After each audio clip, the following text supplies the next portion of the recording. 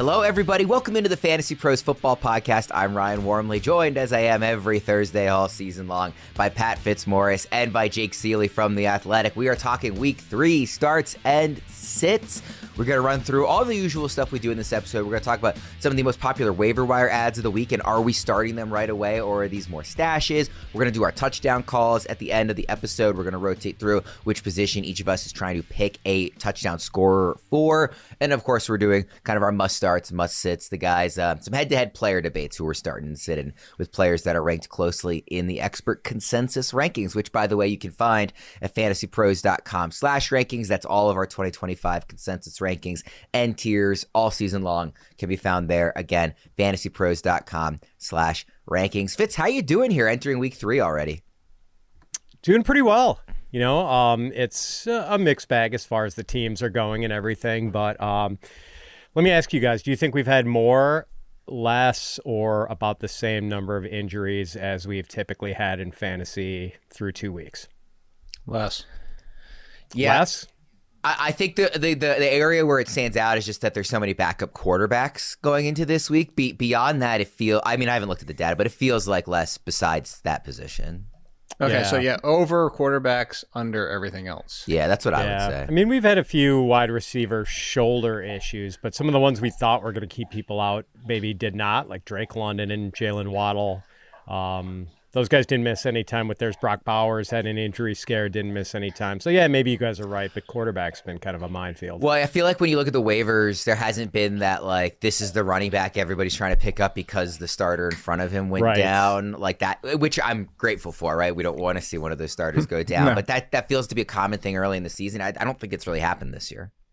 Yeah, the strange run of good injury luck for running backs has now gone over a full calendar year. Full season. Yeah, full season plus. But the bad luck has been anybody who drafted a rookie running back, basically. Yeah, they've just been not getting the opportunity, underperforming. That's where the bad luck's gone. The best class ever is going to be the worst fantasy season ever. I was putting together our key questions for the Friday show, Fitz, and I was looking at Chargers Broncos, and I was like, man, RJ Harvey and Omarion Hampton, and that's like, not even the half of it, with the whole class. Caleb Johnson's error, Jeanty being inefficient. It's been real rough. So I hope people will give it time though. Like this class really is that good. Like I don't think it was a like false advertising. Yeah. I think we just have to be patient, honestly. We will find out. I mean, like I did worries for that in the Athletic for my rankings this week. I gave Hampton a 3 at 0.5 out of 10. But I legit gave Harvey a 7 out of 10 just because the problem is Dobbins is playing well and he's healthy. And as long as like at some point, but I mean, we're talking about somebody who has 150-yard run and then is averaging 2.8 yards per carry, everything else. So like the Harvey, he's not doing anything in his own right. The problem with Henderson and Harvey is both the guys in front of him are playing so dang well so far. Right. Also, Jake, the fact that, they've got a third guy in the mix that Sean, Sean that Payton, they're giving snaps to Tyler Bidet too. Like that's an issue. Who would have thought? Sorry, to ask your question. Who would have thought after 2 weeks that we're more excited for Sean Payton's second wide receiver in Troy Franklin than we are for his rookie running back? Well, Troy Franklin is going to be on the list of these popular waiver ads. I've got him coming up in a couple of names here. Let's start off with the first name, and this is kind of in order of how these guys were ranked in our waiver rankings going into the week. Obviously, you might have gotten one of these guys or another. You might have had a need for a different position or another. So this is just the order isn't really meaningful beyond just kind of the way they were ranked by consensus. First name is Elic Ayomanor, the Titans, obviously rookie wide receiver. One of the more popular waiver pickups this week. Would you guys be interested in starting Ayomanor in Week 3? Jake, I'll start with you. I'd put him in the same conversation as like Cedric Tillman, but in a different fashion. And like Cedric Tillman's got the tough matchup this week, but Ayomanor's clearly the number 2. We joked about the fact that he just had to get past Van Jefferson, and he's already passed Van Jefferson and Tyler Lockett. He's clearly the number 2. And this is somebody who, I mean, Fitz knows this. I'm sure you do too. I don't want to say that. Like I was about to say, oh, Fitz knows, but you don't. Like the big calling card for Ayomanor is the fact that he had a good game, a lot of it on Travis Hunter in coverage in college. So it's not somebody without talent. And am I calling him a top 20 talent in the NFL? No. No, but if Cam Ward's going to turn things around now that the schedule finally softens up, you had the Broncos in week 2 and a pretty rough matchup with the Rams last week. Things should open up in general. Like, I think Calvin Ridley's a buy low. I think Ayomanor is interesting to start, but it's still a rookie quarterback. It's still the Titans offense. So I would still put him in that kind of wide receiver 4 where you might get what we saw in week 2, but you also might get 4 points. Fitz, you were pretty high on Ayomanor at various points in the draft process. I remember on the Dynasty pod. How do you feel about him in redraft, and specifically in terms of starting this week as an option?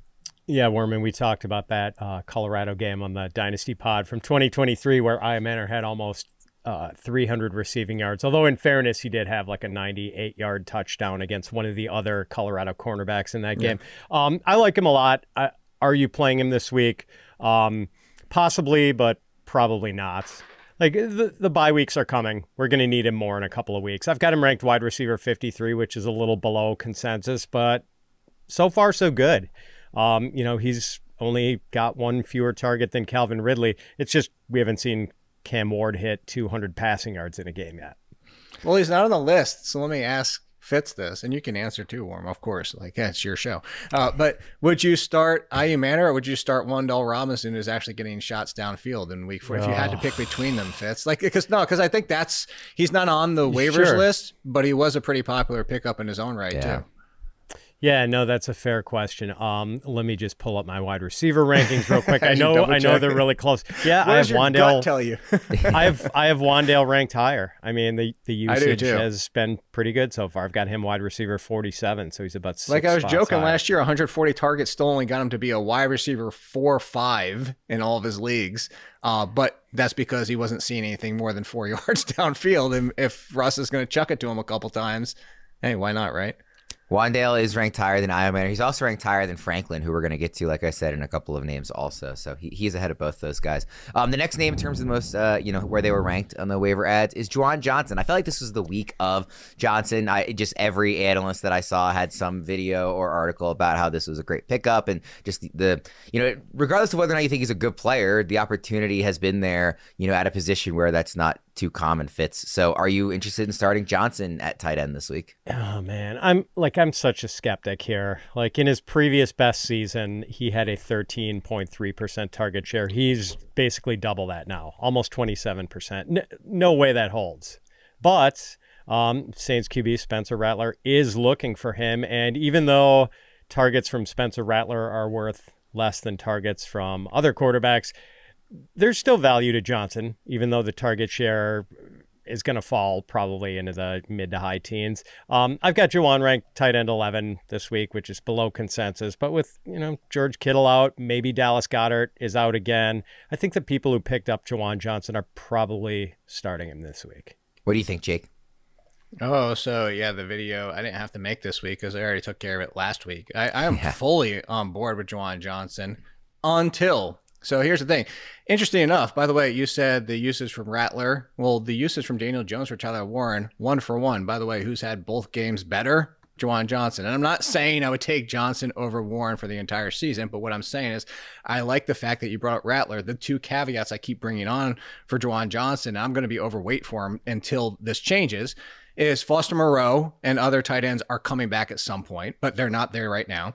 And at some point, we do understand there's the risk that the Saints do say, hey, you know what? Let's see what we have in Tyler Shuck going forward if Rattler is potentially not the answer. So if they go away from Rattler, I think Shuck would be a little bit more aggressive downfield, maybe a boost for Shaheed, and maybe he doesn't have that same connection. But as long as it's Rattler and the other tight ends aren't part of the equation, maybe Taysom Hill at some point, I'm Team Juwan Johnson. He is just outside my circle of trust. And there's only 4 tight ends, to be clear, that are in my circle of trust. Warren's one of them.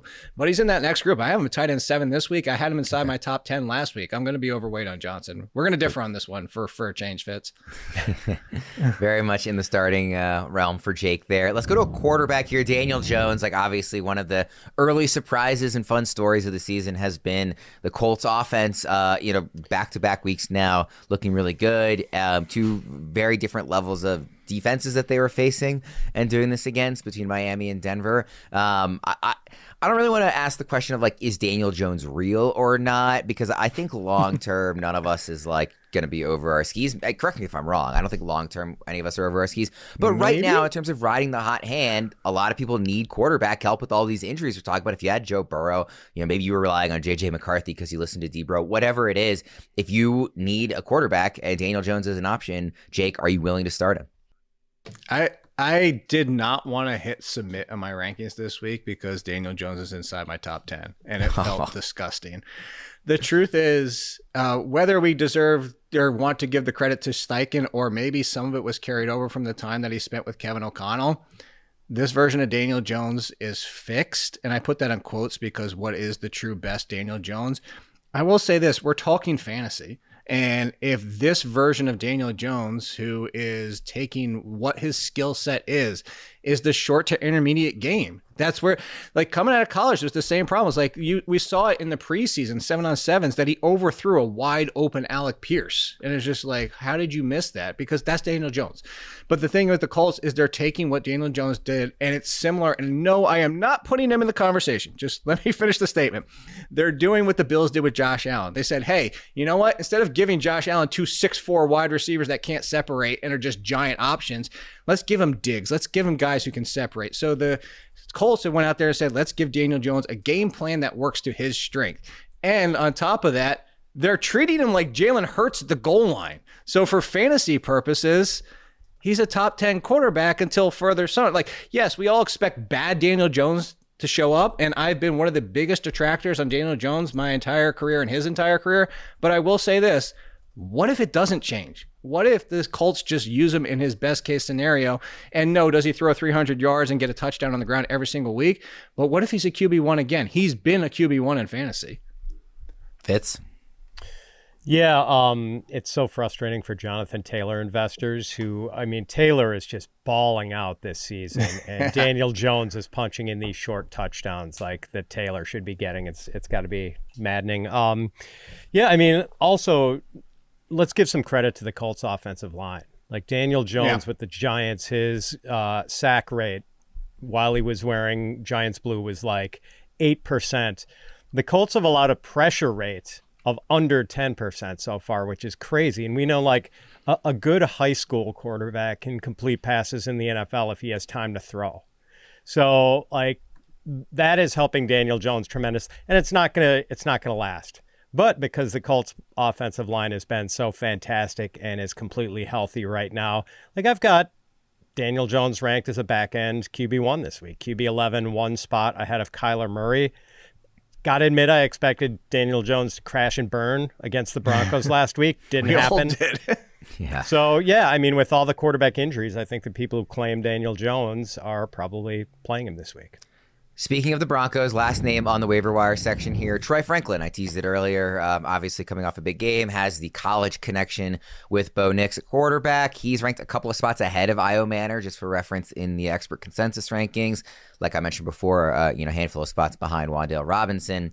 So Fitz, I'll start with you on this one. Troy Franklin, is he somebody that you're interested in starting here in week 3? So I have him ranked wide receiver 52, one spot ahead of Ayomanor. We should probably be in like wait and see mode, I think, with Troy Franklin. Really nice stat line for him in week 2, 8 catches, 89 yards, a touchdown on 9 targets. And he was also decently involved in the Broncos passing game in week 1. I just want to see a little more. Like Courtland Sutton had a really quiet game last week, 4 targets, 1 catch. Is Evan Engram going to be more involved? He's only playing about 40% of the offensive snaps so far because he's not fully healthy. What is the Marvin Mims role going to be? I just can't confidently start any of the Denver pass catchers other than Sutton right now until I get a little more information. So I have almost I have a wide receiver 4 range. I'm a little bit higher than Fitz, but not much. Like, and he's not in the must-start territory. I did have him as one of my top waiver pickups this week. The interesting thing is I do actually think he is clearly ahead of Marvin Mims, second, like doubled up Mims routes. Mims is clearly an afterthought at this point. That being said, I don't trust Sean Payton not to change things, and that's part of the risk. But the other part is I thought was interesting. 33% of Franklin's targets have been designed targets, as in screens and stuff like that. So does that continue? Because now you're talking about a Deebo Samuel. And like Deebo Samuel in the past has hit kind of the 30% this year. He's 22%. So that kind of wide receiver can work. But you have to understand, because of those kind of targets, you're pulling down the A tremendously.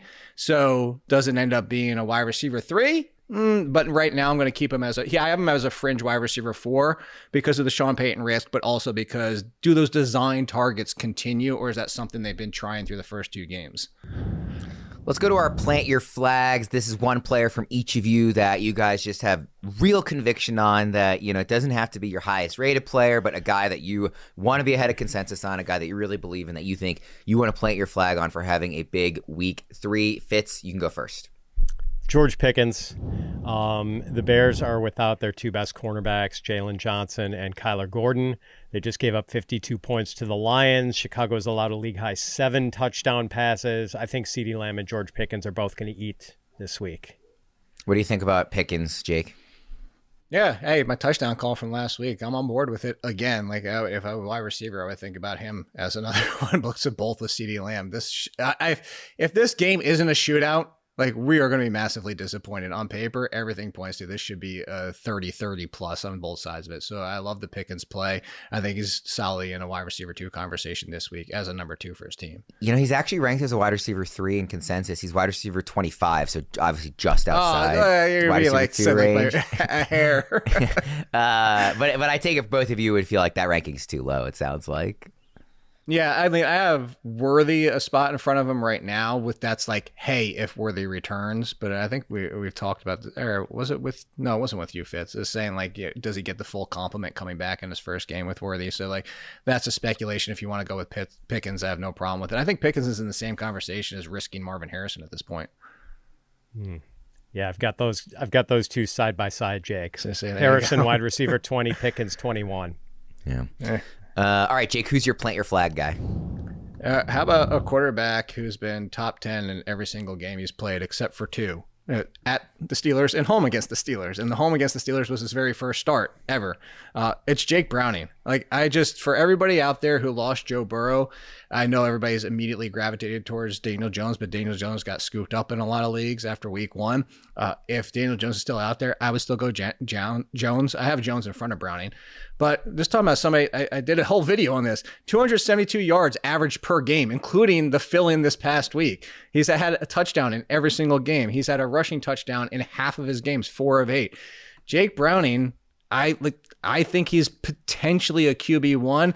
I don't have him as such because we have everybody on the slate this week except for Daniels and Fields, but he's just outside of it. And the point being is the reason I like him so much as a guy is like, even if he bombs this week, if you lost Joe Burrow, you're not replacing Joe Burrow with CJ Stroud and Matthew Stafford and Geno Smith. You have to shoot for what can potentially be Burrow. The only quarterbacks that potentially are out there that could potentially bring you Burrow value are Daniel Jones and Jake Browning. So I'm going Jake Browning if you can't go for Daniel Jones. Fitz, I'm curious where you have Browning ranked, but I really what I want to ask is, like, when you hear Jake say that he is planting his flag on Jake Browning, not just because they share the same name, like, what is going through your head? What's your initial reaction? Is it like, ooh, that's bold and I respect it? Is it like, what is this guy talking about? What's going through your head when you hear that? No, I pretty much agree with everything Jake just said, and I think Jake Browning is one of the best, if not the best, backup quarterbacks in the league. But I'm kind of terrified of Jake Browning this week. For this reason. Really? Yeah, because US Bank Stadium in Minneapolis is one of the toughest places for a visiting team to play in the league. And the Vikings embarrassed themselves last Sunday night. Like, they laid a complete egg on national television in their 22-6 loss to the Falcons. I think they're going to be breathing fire. Like, there's no way they play 2 bad games at the bank in a row. And this is coming from someone who's not a big fan of the Minnesota Vikings.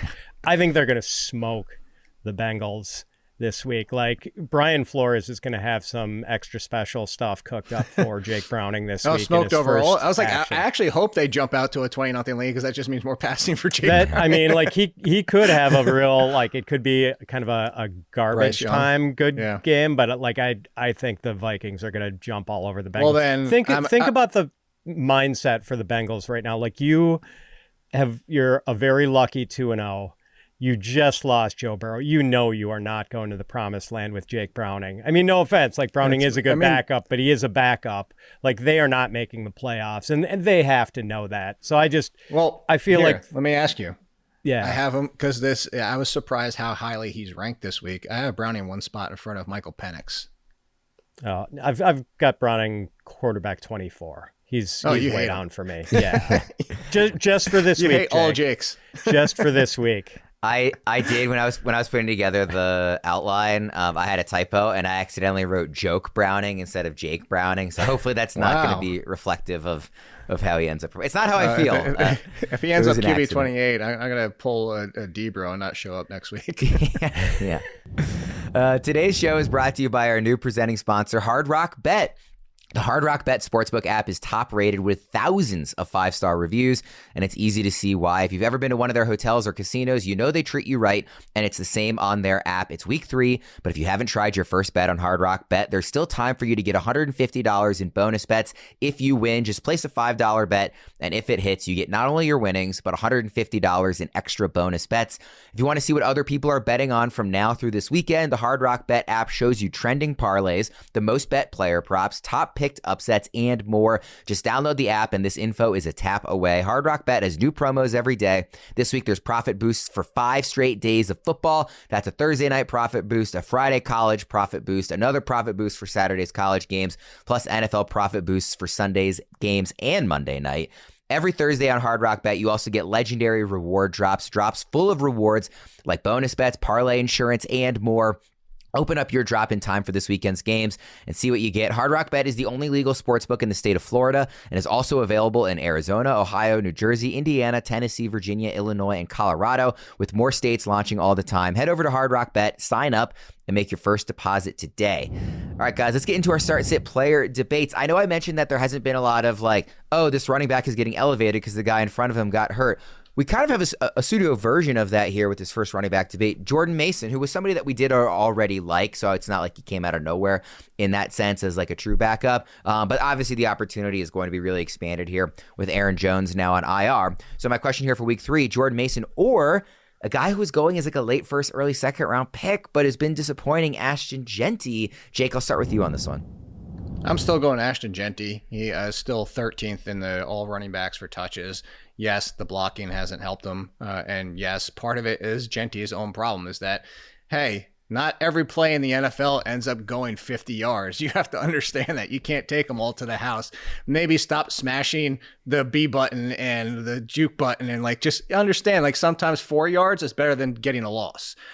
So I'm saying all to say Jeanty is still super talented. He still has to learn, but I'm still going to start Jeanty. I'm still going to take the volume. I still am a big fan of Jordan Mason. Like you said, this entire show, there's a lot of people there on the Jordan Mason train. And we already heard the talk up of saying, hey, they trust him to be a bell cow against Cincinnati.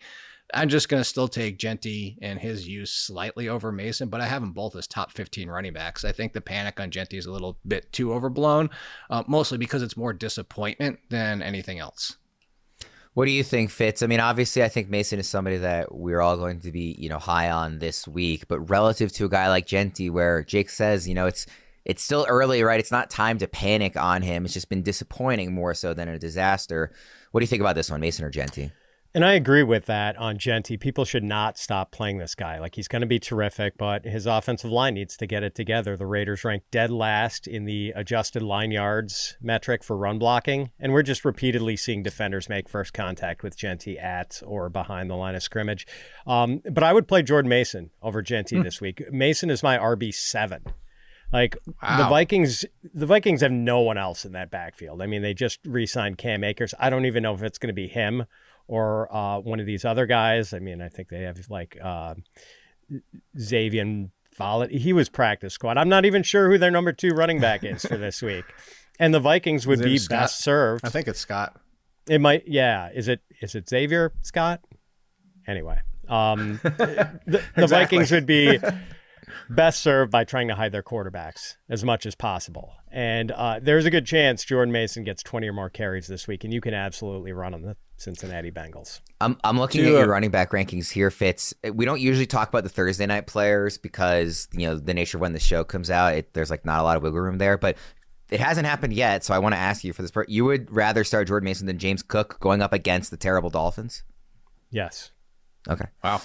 The Bills use 3 running backs. Cook is off to a great start, but the Bills do use Ray Davis and Ty Johnson too. To Fitz's point, I was going to say that was in my column too, is I brought up this for Chase Brown, the fact that he's only getting 0.14 yards before contact, his offensive line, but there's only 2 running backs that have negative. Ashton Jeanty is minus 0.1 before contact. Right. What's crazy is how good this running back has been through the first 2 weeks, despite leading the league at the worst. Rhamondre Stevenson minus 0.17. Wow. That is surprising. I wouldn't have guessed that. Wow. Yeah. All right, let's go to another running back debate. Jaylen Warren or Tony Pollard? Fitz, what do you think about this one? I've got Pollard ranked a little higher. The running game usage for Pollard has been great. Like, he's had 38 carries. Jaylen Warren has had 25 carries. Pollard just totally has the Titans backfield to himself until Tyjae Spears comes off IR, whereas Jaylen Warren's sharing work with Kenneth Gainwell. I do wish Pollard were getting more involved as a pass catcher. Like, only 2 targets and 1 catch so far. And the catch went for 29 yards. Maybe they ought to do this more often. Someone please tell Cam Ward that throwing your running backs is good. Jaylen Warren has been good this year, finished as RB17 and then RB13 in the 2 weeks in half PPR scoring. But, that's obviously been largely driven not by, efficiency in the running game, but by catching a touchdown in week 1 and having 4 catches for 86 yards in week 2. Jake, when you look at this one, they're back-to-back in the expert consensus rankings. Pollard is RB22 and Warren is RB23. Who do you like better? I have Warren 22. I have Pollard at 25, which is still ahead of where he's finished both weeks. He's been 30 and 29 in half-point PPR despite all the volume. This is the argument I put against Pollard going into drafts, is that even with all the volume last year, he was still only RB24 in points per game. All that being said, I get Fitz's point. I feel like this is the safer play, but I like what Warren's been doing. He is essentially, quote unquote, the lead. But I will say, wouldn't it just be typical Arthur Smith for the team to talk him up and say, like, hey, Warren deserves even more? And then, boom, Caleb Johnson gets 12 touches this week just because, we're not going to use him on kickoffs anymore, but we're finally going to use him in the backfield. So I think Arthur Smith could always Arthur Smith us. But at this point, I'm still going Jaylen Warren just because I'd rather, put it this way, and you might disagree, and that's fair. They're super close to my ranks. I'd rather take 15 touches from Warren than 22 from Tony Pollard. I get it. And Aaron Rodgers said this week he actually wants to throw to Jaylen Warren more. Also, 0 targets incoming. 0 targets, and Caleb Johnson's getting run this week. Check. Yeah. Would you guys be starting Tony Pollard in a guillotine league format? I just picked him up for very cheap in a guillotine league, and I'm picking between him and guys like Isaiah Pacheco, who I liked a lot coming into the season, but obviously has been really bad. People like that. You would still go with Pollard there at this point of the season in guillotine. Yes, you don't want to get cut yet. Right, he's a nice guillotine player. I've got him in a guillotine league. He's had 18 and 20 carries in 2 games. Yeah. Okay. I got him and Calvin Ridley. It's $1,000 fab budget for the season. I got him and Calvin Ridley for a combined $9 this week. So I was like, listen, add some depth. I know we don't talk guillotine ranks, but to your question, if this was guillotine rankings, I would rank Pollard over Warren. Yeah. With the certainty of that volume. I think that makes sense. Yeah. All right, let's go to the wide receiver debates here. Lad McConkey versus Rome Odunze, who obviously is coming off the best game of his young career so far. Jake, I want to start with you because I know you've been a really, high guy on Rome Odunze throughout the entire offseason and, of course, into the season. Yeah, Odunze. You got to do like we can do with the hand and everything like that, too. He is clearly the one. He is one of the leaders. He is almost approaching 30% target share, where it's DJ Moore is actually behind Alameda Zaccheaus. That's how far DJ Moore. And now, do I think DJ Moore is dead in the water? Obviously not. But the breakout is here. Odunze is the one. Caleb Williams, I know there's been a lot of talk about him over the past week, but you watch the 2 games, Caleb Williams is playing better than he was last year. Is he what everybody wants him to be under Ben Johnson? Obviously not, but he has definitively made improvements. And Odunze against Dallas in this potential light him up game where Dallas just let Russell Wilson have one of the best games he's had in 5-10 years. I am taking Odunze. It also comes down to the fact that I think Lad McConkey is a good buy low. His target share volume is the exact same as it was last year for the team target percentage. The problem is Keenan Allen and Quentin Johnston are taking the touchdowns right now. This is the problem when you have 3 good options. Is Lad McConkey going to come back around? Sure, but he's also got the unenviable task of facing the Broncos this week. So all that even being equal, I'm going to take somebody facing the Cowboys over the Broncos if I can choose as well. Yeah, Fitz, I'm really curious where you come down on this because, like, obviously McConkey is somebody that we still like and trust long term. Odunze is somebody that you really liked as a prospect, and obviously there's just, like, I guess really both of them at this point, maybe you could argue have, like, a lot of mouths to feed in the offense just with the way Johnston and Keenan Allen have been playing, but, like, Odunze just really does, at least coming off this last week, look like clearly the number one. You know, Fitz, I made a trade in the dynasty, one of the dynasty leagues that we're in together before the season, where I traded away Travion Henderson, and I got, kind of capitalizing on that hype, and I got Odunze and a late first probably, and Caleb Johnson, which that side doesn't look like it's too helpful. But I'm feeling pretty good about that right now. Where do you have Odunze ranked this week, and how does he compare to McConkey for you? Yeah, I mean, I don't feel great about where I have Odunze ranked, to be totally honest. Like, I've got Ladd McConkey ranked ahead of him, and I've got Odunze, like, I'm way below consensus. I'm like wide receiver 20. I'm showing 26 for you. Wide receiver 26. That sounds right. And yeah, I mean, it just meant comes that to down. be a 1. That's what it was. It was supposed to be 16, not 26. Basically, like, 2 game sample be damned. I trust the Ladd McConkey brand more than I trust the Rome Odunze brand right now. And maybe Odunze continues to out-target DJ Moore, although I doubt it's going to be by the 2-1 margin we've seen so far. No, of course. Caleb Williams does seem to have much better chemistry with Odunze than he has with DJ Moore. Like, the Caleb DJ Moore chemistry has been out of whack from the start for some reason. And I definitely had some concerns during draft season that Keenan Allen's return to the Chargers was going to be an issue for Ladd's production. And so far, Keenan Allen, team high 17 targets, Ladd 14, Quentin Johnston 14. There's no denying that Odunze is a nice setup for week 3 with Bears Cowboys having a Vegas total of 49.5. Cowboys are going to be without Deron Bland, their best cornerback, and I think Trayvon Diggs missed practice Wednesday too. So look, maybe I might be doing or not doing the Wayne Gretzky thing and skating to where the puck is going rather than where it's been here. But, like, I know that Ladd McConkey is crazy good, and we're still kind of in the process of finding out how good Rome Odunze is. We're still, like, we're obviously still interested in Ladd McConkey. So I guess even, like, I'm not so surprised that you have him behind Ladd. 26 is really surprising to me. That's 10 spots below consensus. He's wide receiver 16 in ECR. I'm looking here some of the names you have in front of him. I'll just read them kind of all in order. Egbuka, Higgins, Jameson Williams, Courtland Sutton, George Pickens, Marvin Harrison Jr., DK Metcalf, Tyreek Hill playing tonight, Mike Evans. Having him behind all those guys, I just find surprising given the matchup and the game he's coming off of. That's a tier I certainly feel very uncertain about and how to rank those guys. Like, I consider that kind of one tier, but I don't know, maybe I should have Odunze ranked higher.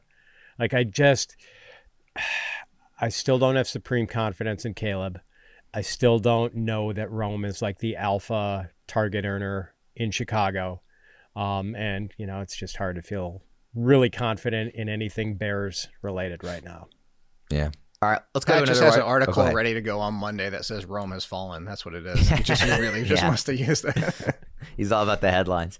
All right, Jake, another wide receiver debate here. 2 names that I just mentioned in reference to Fitz's ranking of Odunze. Courtland Sutton versus T. Higgins with your beloved Jake Browning. Who do you like better this week, Sutton or Higgins? Flip a coin. Like, I have Higgins just barely in front of Sutton, but I actually think they're in very similar boats in the fact of what their production could be game to game. We just saw Sutton basically eliminated from the equation, but, like, they just didn't need him to be there. If you want to paint it positively, you can say, hey, the Chargers potentially have you go back to what Fitz was saying. If you want to go that direction with it, the Chargers have a better bet at keeping things competitive and forcing the Broncos than the Bengals do on the Viking side of things. So you could look at it either way. So if you're worried about Jake Browning, Higgins should be much lower. But, if you go back and look at Browning's games, I brought up the numbers. I bring it up all the time.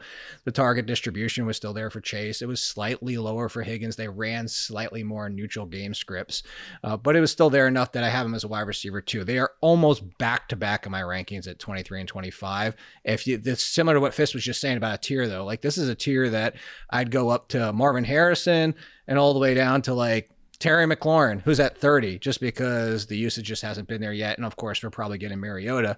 But you want to flip around any of those, similar to what we do in pre-draft, 21 to 30 is like kind of a big group of names that one catch, one touchdown can make a difference. Yeah, it was that way in terms of the big tier in this area for draft season, and it has kind of continued to be that in terms of the weekly rankings too. These guys are back-to-back in ECR. I think it was, I just had it up. I think it's wide receiver 26 and 27. Yeah, 26, Sutton. Higgins is wide receiver 27. So very close according to the experts. Fitz, who do you have ahead? Sutton, and I've still got him in my top 20. Like, quiet game last week, 4 targets, 1 catch, 6 yards. It happens. His usage in week 1 was fine. 9 targets, 6 catches, 61 yards, a touchdown. Like, I still consider Sutton a set it and forget it starter. So I have already expressed my reservations about Jake Browning and the Bengals passing game this week. But by no means does Browning completely gut the value of T. Higgins. Like, Jake Browning, when he made 7 starts for the Bengals at the end of 2023, T. Higgins played in 5 of those games, 15 catches, 328 yards, 3 touchdowns. He's like wide receiver 25.5 point PPR points per game over that stretch. Yeah. So, and right, that's kind of where we're ranking him or where I'm ranking him at least this week. So, yeah, not worried about T. Higgins long term, but I'd definitely rather play Sutton this week. Would you trade Sutton for Higgins if like the Higgins manager is saying, hey, with the quarterback change, I want to get out of this? Would you make that trade, Fitz, for like, not for this week, obviously, but for rest of the season? It's pretty close. I wouldn't make it just because I think it's such a lateral move. That feels like shuffling deck chairs. Exactly. Okay. All right, we'll go to some more rapid fire start sit decisions. We're moving pretty quickly anyway, so just some more start sit decisions, I'll say. Another running back one here, Jacory, Croskey-Merritt. Austin Eckler, has the Achilles and is out for the season. Versus David Montgomery, going up against the Ravens on Monday Night Football. Fitz, I'll start with you on this one. Who do you like better, Bill or David Montgomery? Monty. Another case where I prefer the trusted brand name, but there's a little more to it than that. I mean, Ravens-Lions has a Vegas total of 52.5, according to the Betting Pros consensus odds. And I've seen it as high as 53.5, Worm.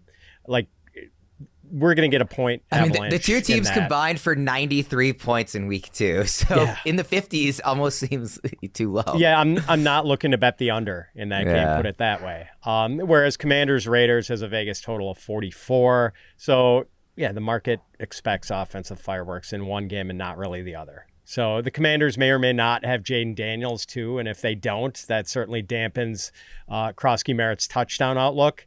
And also the Raiders' run defense has been pretty tough so far. They've given up less than 50 rushing yards a game to running backs and only 3.3 yards per carry to running backs. So not an easy matchup for Bill. And, Monty occasionally catches passes. Croskey-Merritt has yet to record his first NFL catch. Is it possible, Fitz, that there would be more opportunity for him to get a catch with Eckler now out? I mean, I know that's not going to be his main role, of course. McNichols would likely be stepping into that. But just if he's on the field more, do you think it's possible? Yeah, I don't know, Worm, because I don't really think it brightens his pass catching outlook just because I think Jeremy McNichols is going to be sort of a 1-for-1 usage replacement for Eckler. Okay. I don't know. Could be wrong. I think that's fair.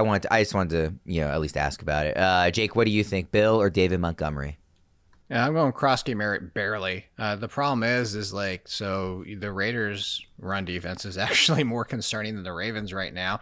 But the Ravens' vulnerability is in the passing game more than the run game for running backs, which would lean towards Gibbs, not Montgomery. Although Montgomery can do it, we just know the use back there. So it's just the problem is if you almost like flip their matchups, and I agree that this could be McNichols seeing all the passing game use. He just becomes Eckler.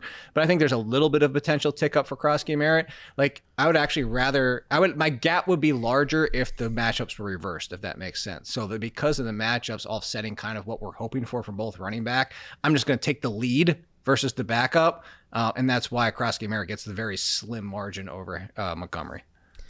Let's stick with the Commanders conversation. I wanted to put 2 receivers head-to-head on the same team here. Obviously, it seems certainly at this point as of recording that it's leaning like Mariota will be starting this week for Daniels at quarterback. But 2 receivers on the same team, Terry McLaurin or Deebo Samuel. If you had them both, Jake, I'll start with you on this one. Who would you rather start? Deebo, because of what they've been doing. Like and this is somebody, like, why I'm saying this is arguing that Deebo's addition could actually be net positive for McLaurin because he's free more, especially downfield. The one thing with Mariota that's going to be different here is you're not going to get the same efficiency of Jayden Daniels downfield. He can throw, but it's still not Daniels. But also, at least through the first 2 weeks, and I know McLaurin missed essentially the entire preseason, including practices, but he still knows how to play with Daniels. He's Terry McLaurin. But this offense and what Kingsbury has done through the first 2 weeks is just basically, I go back to the design situation with Franklin, is they're making the offense work for Deebo Samuel, who also has clearly shown that last year was a health issue for not looking good on the field. And at this point, do I think McLaurin still has the higher ceiling? Yes. But given the matchup, also, what do? Get after the quarterback. Who gets the ball out, or who gets the ball if the ball gets out quicker? Deebo Samuel. I'm just leaning into that, where, like, if this is the Cowboys, I might have them closer and go for McLaurin's upside. But given the Raiders matchup and what they've done so far with Deebo, I'm going to go Deebo over Terry. Fitz, how do you see it? Jake might be talking me into a ranking shift here. Right now, I've got McLaurin ranked one spot higher than Deebo, but we probably have to admit that Deebo Samuel is a pretty good fit in the Cliff Kingsbury horizontal passing attack, don't we? Like, and don't we think that might be the easier receiver for Marcus Mariota to get the ball to on these little quick routes, slants, little wide receiver screens? But I will say there was one game last year where Marcus Mariota had to play most of the game for the Commanders because Jayden Daniels got knocked out early. It was against the Panthers in Week 7. Mariota only had to throw 23 passes because the Commanders pretty much stomped the Panthers in that game, 40-7. But McLaurin had 5 catches for 95 yards on throws from Mariota in that game. So, like, they've shown a little chemistry. That's a good point to, like, clarify when I was talking about Mariota too. Is it's kind of like Russ Wilson. Like, he's gonna do more in the intermediate, but he's gonna take a couple shots. It's just whether or not those shots hit downfield. Yep. Let's do some flex starts at decisions. How about a big name here, A.J. Brown or Chuba Hubbard, Jake? Chuba Hubbard. Like, at what point, like, even in that game, like, where it's like, hey, they should just move on and, like, go away from, like, Chuba Hubbard. Like, Chuba Hubbard is a bell cow, and I'm just going to take that at this point. I am team buy low on A.J. Brown. I am team, this is exactly what happened last year with A.J. Brown, Devontae Smith, especially. This has actually happened to A.J. Brown's entire career, but it's just been magnified with the arrival of Saquon Barkley, is you're going to get bad games. He is he's probably the only wide receiver one that gives you multiple single-digit performances throughout the year. So I'm saying to buy low on A.J. Brown. It's been magnified by 2 weeks early in the season, back-to-back to start the season. So buy low on A.J. Brown, but Chuba Hubbard he's a freaking bell cow. Fitz, should I take your visceral reaction to mean that you disagree? Yes. Come on, A.J. Brown. Don't ever bench a star. This is a toss-up. I'm not benching A.J. Brown, to be clear. I know. And no shade at Chuba Hubbard. Like, I think he's really good. But he is up against a sneaky good Atlanta run defense. I will give you that. The Falcons, 10th fewest fantasy points to running backs last year. So far, 6th fewest to running backs this year. And by the way, the Falcons' pass defense might actually be good now. It's actually one of my favorite streaming defenses this week. All those draft picks are hitting. This is a sneaky good Atlanta Falcons defense for sure. Another flex question, DeAndre Swift or Marvin Harrison Jr., Fitz? Man, all right. This one is a coin flip. I think I would play DeAndre Swift just because the touch floor is sturdier. Like, he's had 29 carries and 6 catches through 2 games. 17.5 touches a game is pretty nice. But, like, Swift hasn't been good is the problem. He ranks 46th in yards after contact per carry, and his expected points added per rushing attempt is minus 0.25, which is just terrible. Like, it might not be long before we get an extended look at Kyle Monangai, but for now, I think I just play Swift because of that usage floor. Jake, I'm going to try to predict.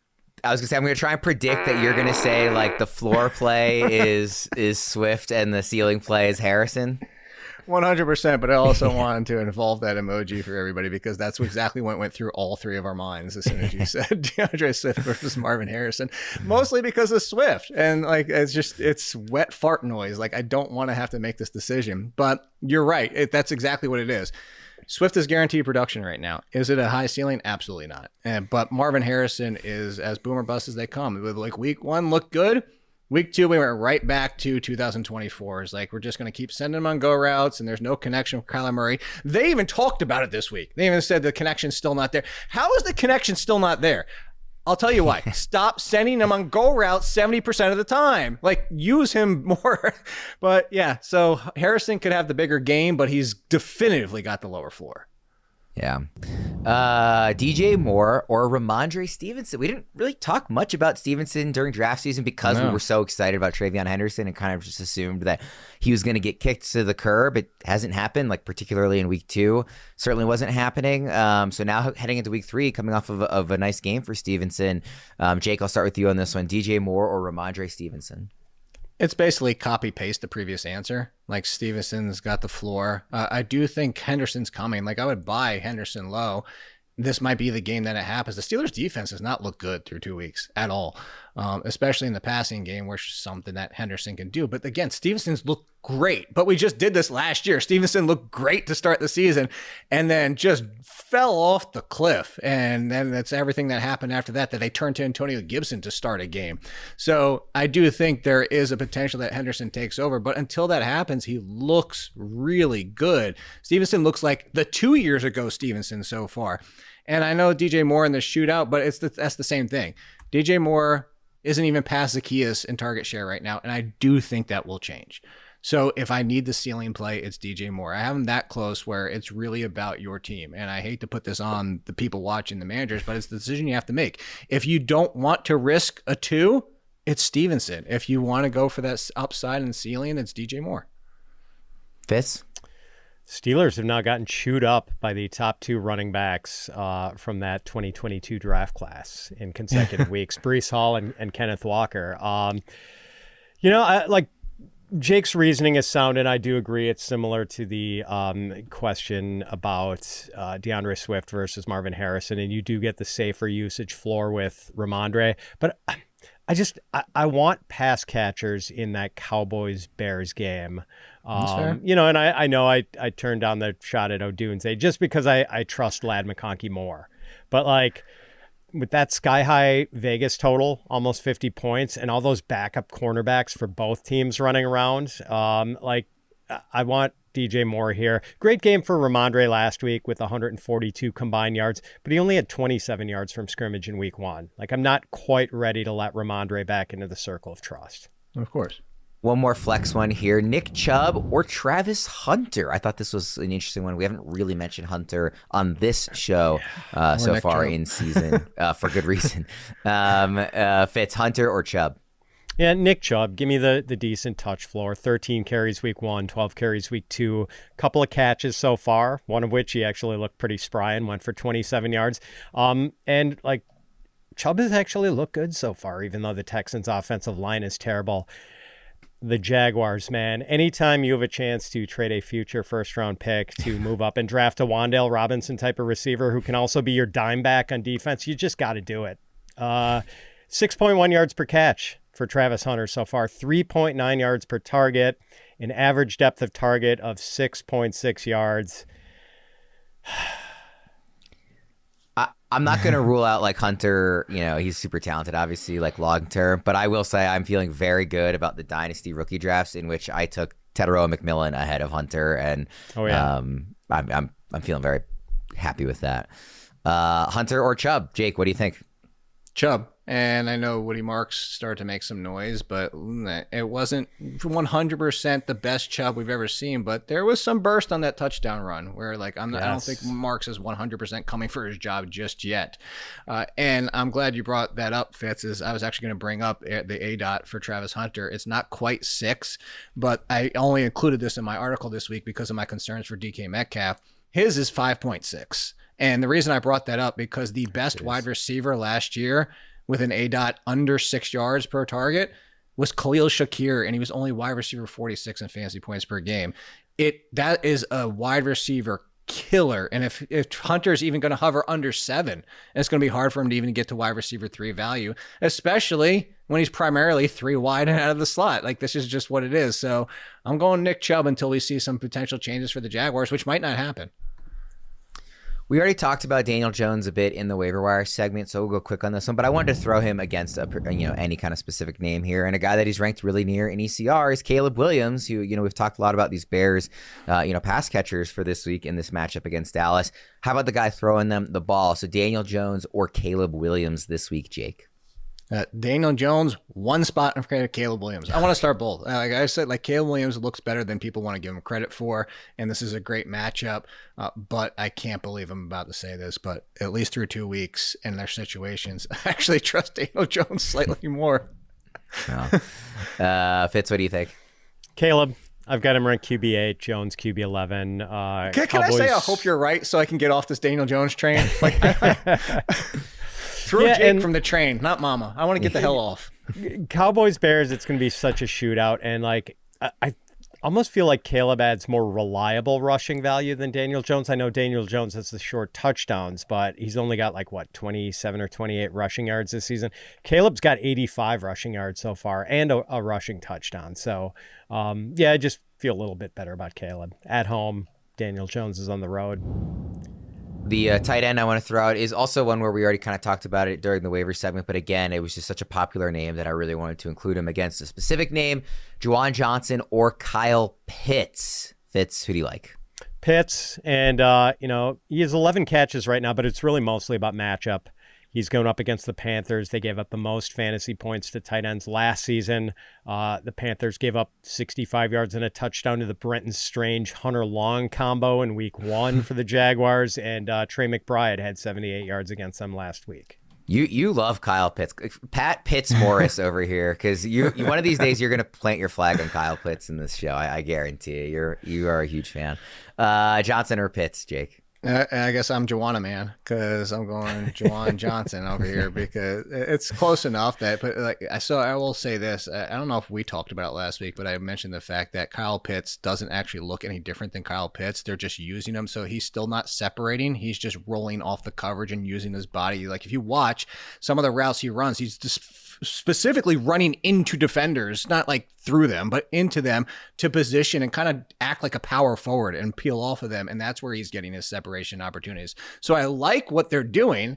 And if Mooney was out, I would go with Pitts, but Mooney's back and it's just one more part of the equation. So I give Juwan Johnson the slight edge there. Great obscure bad movie reference there, Jake. Juwan, man. Nicely I have done. to give that one to that's credit to Pat Mayo. He did that the very first time Juwan Johnson was ever a thing. Say goodbye to start-sit dilemmas with Fantasy Pros Start-Sit Assistant. Within seconds, you'll know exactly who to play for optimal results each and every week. Leveraging insights from numerous experts, the Start-Sit Assistant aligns your lineup decisions with the top minds in fantasy football, giving you a competitive edge. Maximize your lineup's potential with just a few clicks. Head to fantasypros.com/myplaybook or download the Fantasy Pros app and make winning decisions in no time. We'll wrap things up quickly with our touchdown calls contest. Fitz, you're on running back this week. Isaiah Pacheco. He has not gotten off to a very good start, obviously, but the Giants have been terrible against the run this year. Their run D ranks 32nd in DVOA. Jacory Croskey-Merritt averaged better than 8 yards per carry against the Giants in week 1. Javonte had 97 yards and a touchdown against them last week. Pacheco has a get-right game against the Giants and gets into the end zone this week. I'm on wide receiver. I'm going Tetairoa McMillan. He's had a really good start to his career. Looks awesome. The Panthers are going to continue to throw a ton, I assume, pretty much every week. Has not gotten in the end zone yet. I don't think he's going to go too long before it happens. So I'm going with my guy T-Mac here. So far we have Pacheco and McMillan. Jake, who is your tight end? Yeah, I gotta try to get this show off the schneid with the tight ends. But I will say, last week was a banner week, I think, in the history of when I put that GIF out there. That touchdown helped nobody. Last week at tight end, we had Ertz and Juwan Johnson and Tucker Kraft, but the other ones, Davis Allen, AJ Barner, Luke Farrell, Jeremy Rucker, Adam Trotman, and the one who stole the touchdown, Brock Wright, because that's what we do. So maybe I should pick Noah Gray or something, but no, I'm going to pick Sam Laporta, because not only the fact that that should have been his touchdown, but the one area of the Ravens defense, this, Worm, is that you do like to, when defenses have similar defenses to the Ravens in past years, like the Eagles for a time there was one where you want to attack that underneath, especially with the tight ends, because that's their one vulnerability. Steelers were like that a couple of years ago. And I think that Laporta can find his way into the end zone today, as I actually think this might be a quiet Jameson Williams game, and this might be a lot of Amon-Ra St. Brown and Laporta. Do you watch Tacoma FD where that GIF is from, Jake? That's actually why I knew it, and that's actually why I have to research for it at the beginning of every year, because if you just put nobody, it doesn't even show up in the GIF options. You have to put nobody Tacoma, and then it comes up, and it's like it's just such a perfect GIF. Yeah, it is. It does work well. All right, so Pacheco, McMillan, and Laporta are our picks for the touchdown calls contest this week. Dominate your fantasy football league with Fantasy Pros Premium, now available free for 6 months when you deposit and place your first wager on one of our partner sportsbooks. This is the easiest way to get full access to our top fantasy tools all season long. Go to fantasypros.com/premium to get started. We'll wrap things up there for Jake and Fitz. I'm Ryan Wormeli. Thanks for tuning in. We'll see you again next time.